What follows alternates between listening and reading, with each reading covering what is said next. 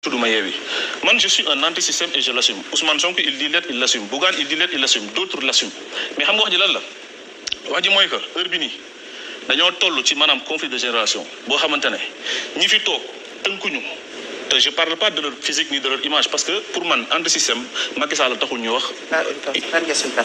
non damay expliquer en fait Macky taxul ñuy wax keneen taxul ñuy wax mais maanaam on parle du système en général et ce système là par exemple su fi Karim Wade toogoon da koy continuer su fi Idrissa toogoon da koy continuer su fi Khalifa Sall toogoon da koy continuer te loolu man je l'ai toujours dit tout en soutenant que Ousmane Sonko dañ koy bëgg éliminer man je sais carrément les produits du système je sais que ça soit dans l'opposition que ça soit dans le pouvoir et je les combats dama ne Khalifa Sall amuñu intérêt fal ko Sénégal parce que maanaam il est bah oui non je m'explique parce que Khalifa Sall moo njëkk nekk dans le système socialiste ba léegi nekk ci ministre nekk ci lépp Khalifa Sall instant bi suñu ko falee par exemple instant bi il va faire pire que Macky Sall Karim Wade c'est un produit du système il va faire pire que Macky Sall Idrissa ñeneen képp ku bokk ci système bi jamono bi suñu la falaatee tu vas faire pire parce que système bi moo bon système bi day maanaam teg des mots yoo xamante ne keneen ku ko hérité da ciy nager un moment pare def lu ko raw moo waral soo xoolee 4 présidents yu fi jiitu yëpp seen bonteef maanaam dafa succédé tegloo le 5e président qui va être un pro-système il va faire pire que Macky Sall.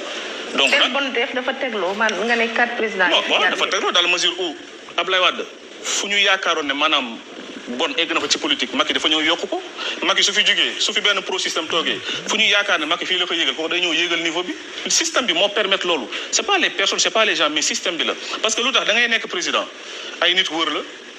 di la léché di la maral di la tooyal loolu kese moom Sénégal. mais ni ngay waxee nii est-ce que manqué woo maturité politique. un peu non attends dañuy non Tahirou. ok non est-ce que manqué woo ko parce que boo waxee mbonte ak kaddu yi ngay utiliser sur des personnes. ban kaddu laa fi wax instant bii. non genre ñoom non il faut pas aggraver. ban kaddu laa wax alors moi j'aggrave rien du tout.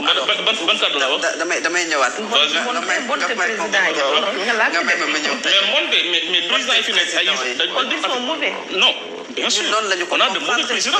alors maintenant. mauvais président moo tax ñu toog ci instant di débat ci politique. cette rupture brusque bi nga wax nga génnee lu tolloog juróom teg fi ñeenti nit ñi cité nga Abdourahmane Diouf Bougane Gueye Ousmane Sonko ak yow ak ñu bokk ak yéen. ngeen jàpp ne cité wu ma Abdourahmane de. si vous avez parlé tout à l'heure d'Abdourahmane Diouf vous avez parlé d'Abdourahmane alors ñooñu nga jàpp ne ñoom ñoo baax ñeneen ñi nga bëgg leen sànni noonu. loolu moo tax man de est-ce que amul quand même benn décès maturité politique. li ma wax mooy. man je suis un nationaliste je combats le système politique qui est au Sénégal et je dis que ceux qui l'incarnent dans l'opposition suñu fi toogee dañuy def lu raw lu Macky Sall def je l'assume